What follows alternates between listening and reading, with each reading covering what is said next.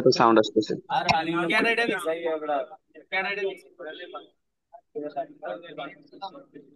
আচ্ছা, সমস্যা নেই।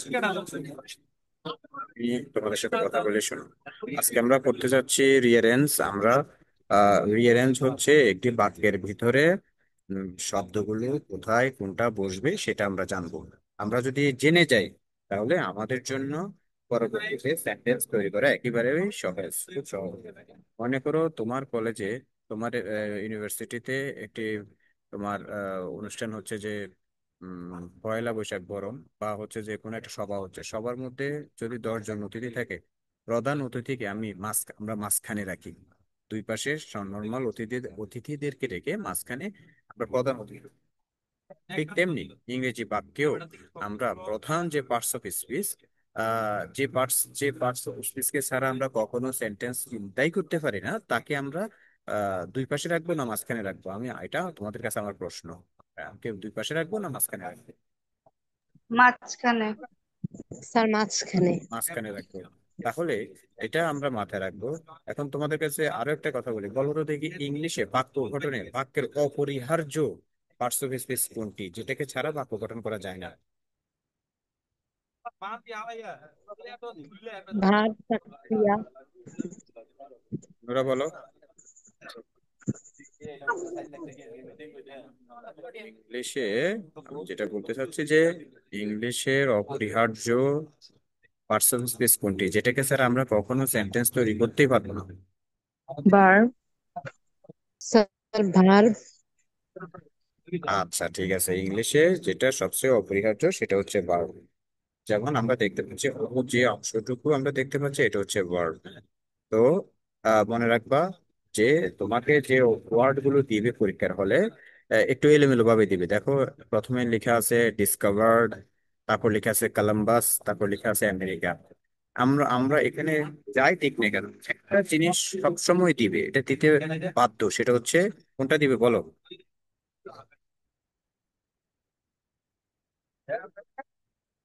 ভার্ব। বার। ঠিক আছে। তাহলে আমার প্রথম কাজ বা আমাদের প্রথম কাজ হচ্ছে বাক্যের মধ্যে বার কোনটি আছে সেটা বের করা। এটা একটু আমরা বের করব। তাহলে বলো যে ডিসকভার্ড কলম্বাস আমেরিকা, এখানে বার কোনটি? ডিসকভার। বন্ধুরা বলো, ডিসকভার। সবাই বলো এখানে বার কোনটি? ডিসকভার। ডিসকভার। ডিসকভার। ডিসকভার। ঠিক আছে। এখন দ্বিতীয় প্রশ্ন আমি তোমাদেরকে বলি, শোনো। সেটা হচ্ছে ভার্বটা আমরা মাঝখানে রাখবো। আচ্ছা, মাঝখানে মনে করো কোথায়? এই যে আমি যে অংশটুকু নিয়ে লাল কালি দিয়ে একটা বক্স করলাম, এখানে মনে করো ভার্ব বসাইলাম। আচ্ছা, ঠিক আছে, বি ফর ভার্ব। এখন এই কাজটি যিনি করেন তাকে কি বলি আমরা? সাবজেক্ট বলি না অবজেক্ট বলি? যে এই কাজটি করে সাবজেক্ট। তাকে আমরা সাবজেক্ট সাবজেক্ট। সাবজেক্ট বলি। তাহলে ভার্বকে আমি মাঝখানে রেখে এই ভার্বটি যিনি করেছেন তাকে আমি সামনে বসাবো। তাকে আমি কোথায় বসাবো? সামনে। সামনে বসাবো। তাহলে আমরা লিখলাম S plus subject plus verb. এরপরে আসো একটা কথা, সেটা হচ্ছে কিছু কিছু সেন্টেন্সে অবজেক্ট থাকে, কিছু সেন্টেন্সে অবজেক্ট থাকে না। জি। আমি কি বল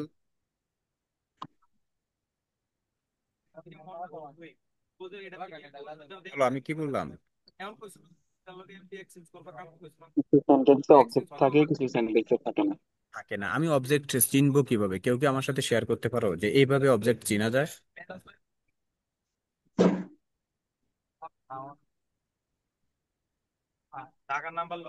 আচ্ছা, আমি বলি। অবজেক্ট চিহ্নিতকরণের উপায় হলো আমরা ভার্বকে প্রশ্ন করব যে এই কাজটা, মানে ভার্বকে প্রশ্ন করব কি বা কাকে। ভার্বকে প্রশ্ন করার পরে যদি উত্তর পেয়ে থাকি, ওই সে যে উত্তরটা পাবো আমরা সেটাই হচ্ছে অবজেক্ট। আমার প্রশ্ন হচ্ছে, দেখো, তাহলে আমরা এখানে যেটা দেখতে পাচ্ছি যে ডিসকভার্ড কলম্বাস আমেরিকা। তাহলে প্রথমে আমরা চিন্তা করব ভার্ব। ভার্ব হচ্ছে, তোমরা বললা ডিসকভার্ড আবিষ্কার করেছিল, কে আবিষ্কার করেছিল? আমেরিকা। আমি যে প্রশ্ন করেছি কেস, কলম্বাস। সাবজেক্ট কে আবিষ্কার করেছিল? সাবজেক্ট। কে আবিষ্কার করেছিল এখানে? ডিসকভার্ড। আমেরিকা। আমি জিজ্ঞাসা আমেরিকা। আমি জিজ্ঞাসা করছি কে আবিষ্কার করেছিল, কি আবিষ্কার করছে সেটা জিজ্ঞাসা করি না, আমি বলছি কে আবিষ্কার করেছিল। Columbus subject. Columbus subject. Columbus আবিষ্কার করেছিল। তোমাদের বোঝার সুবিধার্থে বলি, আমরা অধিকাংশ ক্ষেত্রে বার্বকে যদি কে দ্বারা প্রশ্ন করি আমরা সাবজেক্ট পাবো। হ্যাঁ, কে আবিষ্কার করেছিল? কলম্বাস আবিষ্কার করেছিল। এবার আসো আমরা বার্বকে প্রশ্ন করব কি বা কাকে। তাহলে যদি উত্তর পেয়ে থাকি তাহলে সেটা হবে অবজেক্ট। এখন প্রশ্ন আমি তোমাদের কাছে, কি আবিষ্কার করেছিল বলো তো? ডিসকভার্ড আবিষ্কার করেছিল, কি আবিষ্কার করেছিল? আমেরিকা। আমেরিকা। আমেরিকা আবিষ্কার করেছিল। তাহলে আমরা এখানে অবজেক্ট হিসেবে লিখবো আমেরিকা। আচ্ছা, আমি এটা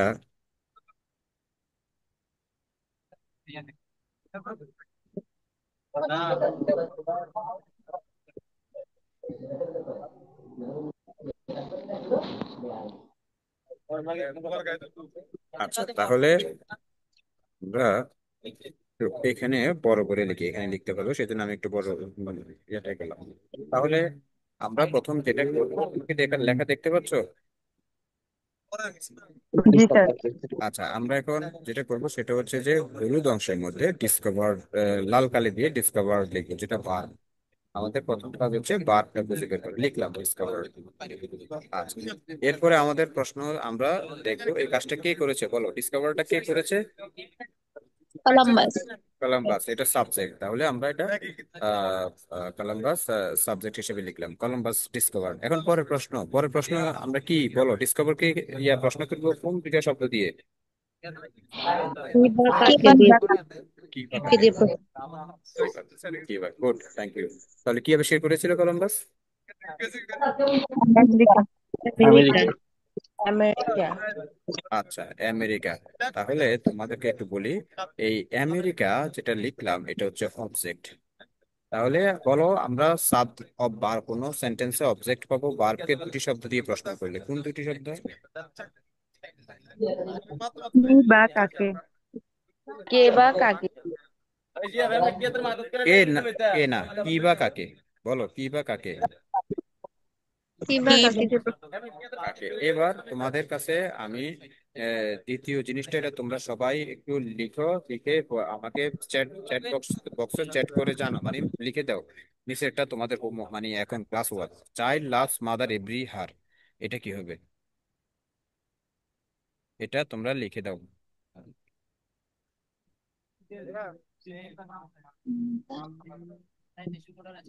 এটা সবাই লিখে দাও, এখানে 33 জন, 33 জনই কিন্তু লিখে পাঠাইতে হবে। আমি 1 মিনিট 30 সেকেন্ড সময় দিলাম। Every heart child mother loves. বলো না, মুখে বলবা না, লিখো। মাদার।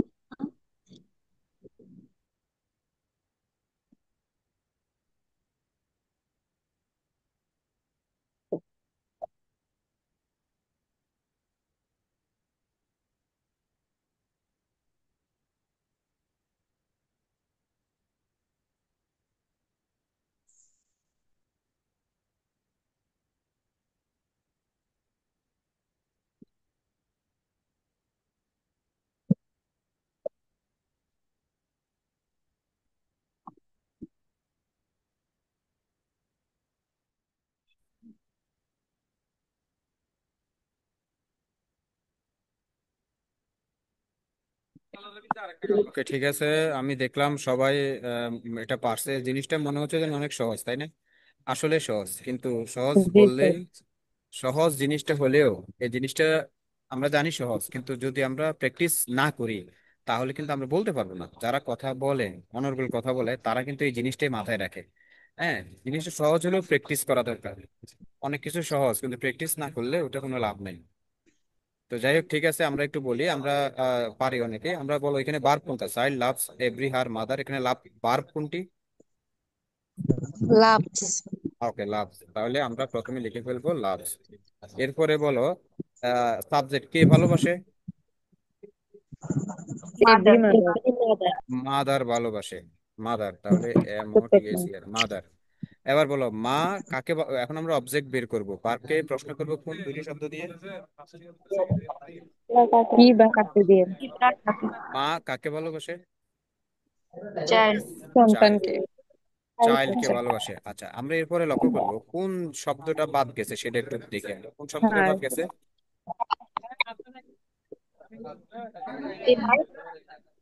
দুইটি শব্দ, mother, every and her. Every and her. বলো, এখন কমন সেন্স খাটাবে। Her mother loves every child না every mother loves her child? Every mother love her child. এক্ষেত্রে আমরা কিছুটা কমন সেন্স কাটালে বুঝতে পারবো এভরি মাদার, প্রত্যেক মা লাভস ভালোবাসে তার সন্তানকে হার চাইল্ড। যাই হোক, এটা সবাই পারছো, সবাইকে ধন্যবাদ। এবার আসো আমরা দ্বিতীয়টাতে চলে যাই। এবার আসো আমরা উপরে যে রুলস আছে না, এই রুলসটা আসলে এটা কি বলবো, এটা এতটা গুরুত্বপূর্ণ না। রুলস ব্যাপারটা আমরা দেখি। মনে করো আমি যদি বললাম যে, আমি বললাম যে সক্রেটিস ইজ এ ফিলোসফার, মনে করো সুমন ইজ এ বয়, সুমন একটি ছেলে, সুমন ইজ এ বয়। আচ্ছা, একটু লেখি, এখানে লিখলে তোমরা বুঝতে পারবা। সুমন ইজ বয়, সুমন বালক। আচ্ছা বলো তো দেখি, বয়টা কোন পার্টস অফ স্পিচ? এই যে হলুদ অংশটা,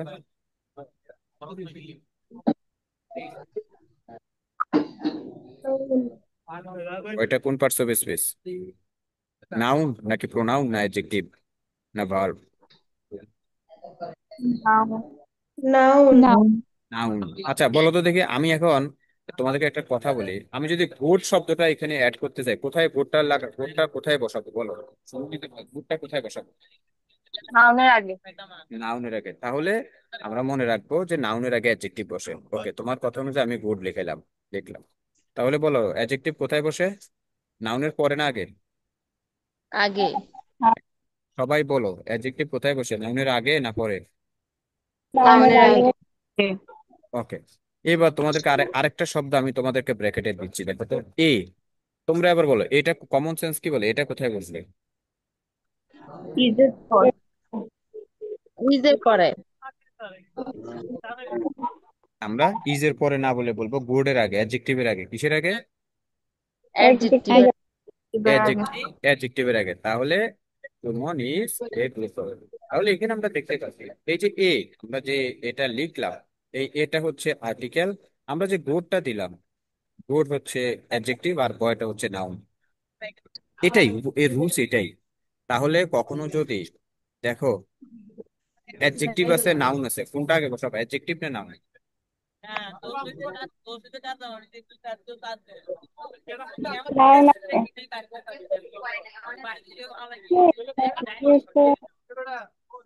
তাহলে যদি অ্যাডজেক্টিভ আর নাউন থাকে, মনে করো গুড হচ্ছে অ্যাডজেক্টিভ আর বয় হচ্ছে নাউন, কোনটা আগে বসাবো, অ্যাডজেক্টিভ না নাউন?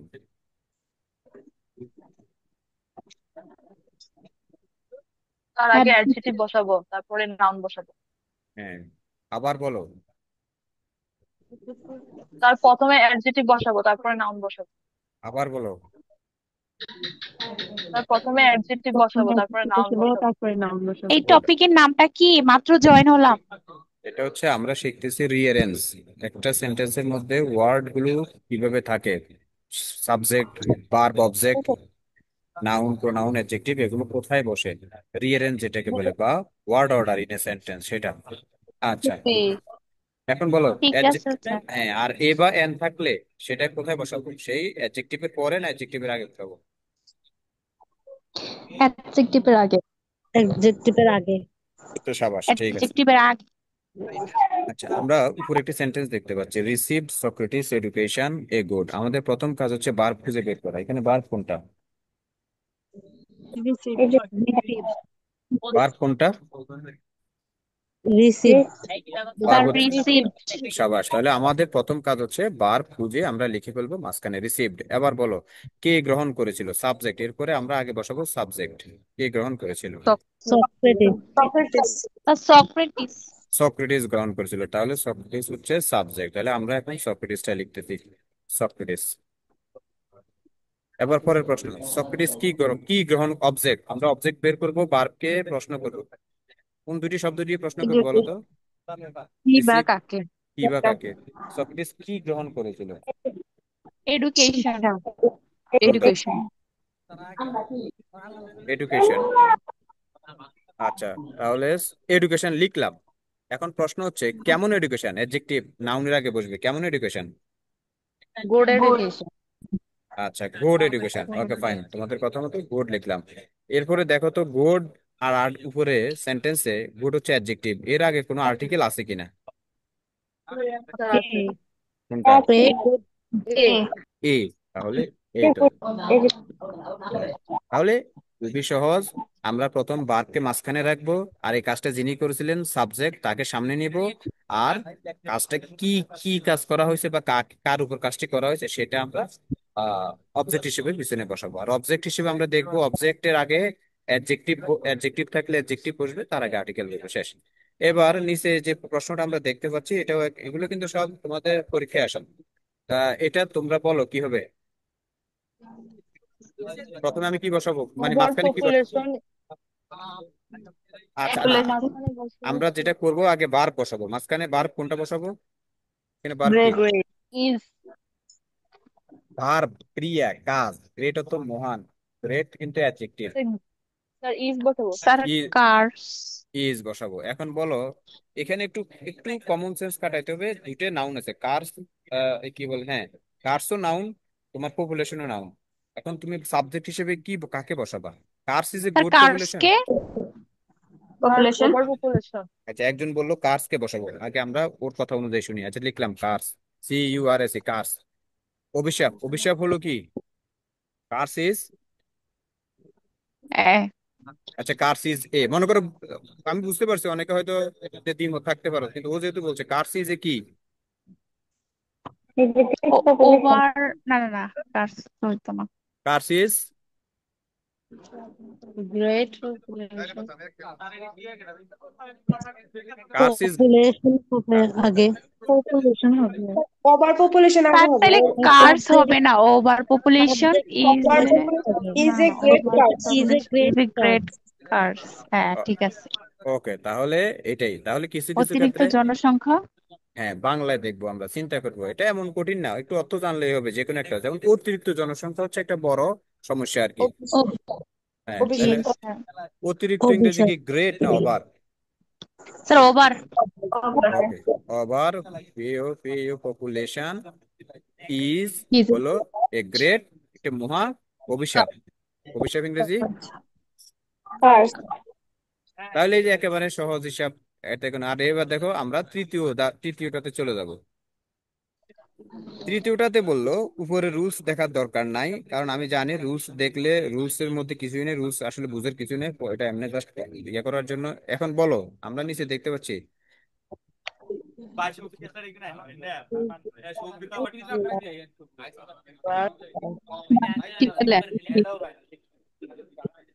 বলো প্রথম অবজেক্ট কি দিব, ভার্ব কি দিব? ল্যান্ড। ভার্ব কি দিব? Land verb, verb, land. Verb is বলছি, ইস। River.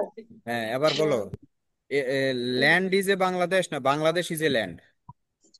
Bangladeshi. Bangladesh is a land. না, আমি মনে করে লিখলাম ল্যান্ড ইজ এ বাংলাদেশ, এটা কি হয়? ভূমি হচ্ছে বাংলাদেশ, জি না স্যার? হয় না, ঠিক আছে, ওকে, তাহলে বাংলাদেশ, বাংলাদেশ। বাংলাদেশ ইজ, বাংলাদেশ হলো একটি কি, একটি নদী না একটি ভূমি? স্যার একটি ভূমি। এটা আমি এটা লিখলাম RIVER, রিভার্স অফ ল্যান্ড। এখানে ল্যান্ড ল্যান্ড, এটা কি বাংলাদেশ হচ্ছে, এটা কি সেন্সিবল কোন সেন্টেন্স হলো? বাংলাদেশ হলো ভূমির একটি নদী হলো, না নদীর? জি না স্যার? হ্যাঁ, land of sir river. Land of rivers হবে। এটাই। তো এটা আমরা উপরে কি রুলস ইনবো, এটা তো আমরা কমন সেন্স ইয়ে করলে আমরা বুঝতে পারবো। তাহলে এটা হবে land of rivers, land of rivers. তোমরা কি বুঝতে পারছো ব্যাপারটা? জি স্যার। এটাই উপরে বলছে, দেখো উপরে বলছে প্রথমে আর্টিকেল বসাবো, এই দেখো উপরে আমি হলুদ করলাম আর্টিকেল, এই দেখো আমি এই যে আর্টিকেল, এটা হলুদ। তারপরে বললো নাউন বসাইতে হবে, তারপরে দেখো নাউন, এই দেখো আমি নাউন বসাইলাম, ল্যান্ড, ল্যান্ড কিন্তু নাউন। তারপরে বললো প্রিপোজিশন বসাইতে, এই যে দেখো প্রিপোজিশন, এই যে আমি প্রিপোজিশন বসাইলাম অফ, অফ। এরপরে বললো আবার অবজেক্ট বসাইতে, এই যে অবজেক্ট বসালাম রিভার্স। এখন আমি যদি এইভাবে রুলস গুলো দেখে দেখে করি তাহলে আমার আরো কঠিন হয়ে যাবে। আমার কমন সেন্স খাটাইলে আমি বুঝতে পারবো যে Bangladesh is a rivers of land, হয় না, is a land of rivers. আচ্ছা, universe. ঠিক আছে, এবার লাস্ট, আজকে লাস্ট এটাই, তোমরা এটা দিবে, এটা দিয়ে আজকে আজকের মতো শেষ। এবং আমি তোমরা এখন দেখো এই জিনিসটা কত সহজ। আগামী ক্লাসে এরকম একটা ক্লাস নিলে আমাদের রিয়ারেঞ্জ শেষ হয়ে যাবে। আচ্ছা, এখন এটা তোমরা নিজেরা আমাকে একটু লিখে পাঠাও, এর মধ্যে দিয়ে শেষ হয়ে যাবে, লিখে পাঠাও। I was Socrates the son sculptor, or হবে না, এটা হবে অফ। লিখে পাঠাও দ্রুত। Socrates was the famous. লিখে পাঠাও সবাই সবাই, 35 জন 35 জনে লিখো।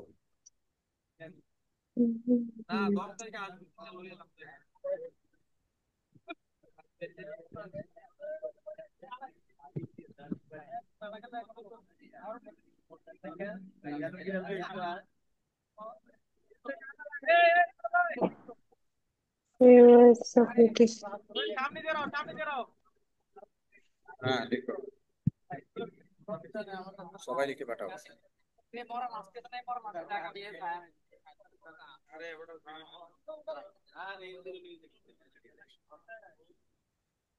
হয়েছে?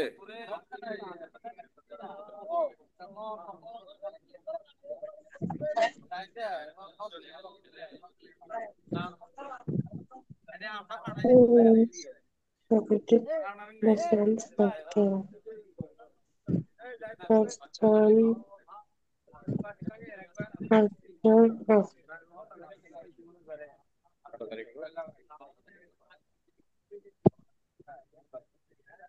মাত্র 2 জন দিয়েছো, বাকিরা লিখো।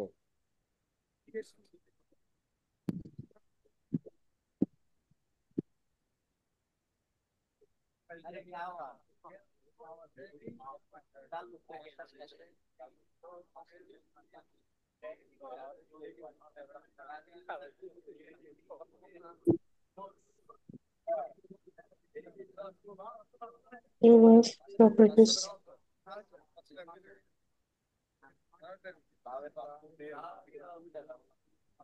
সবাই লিখো।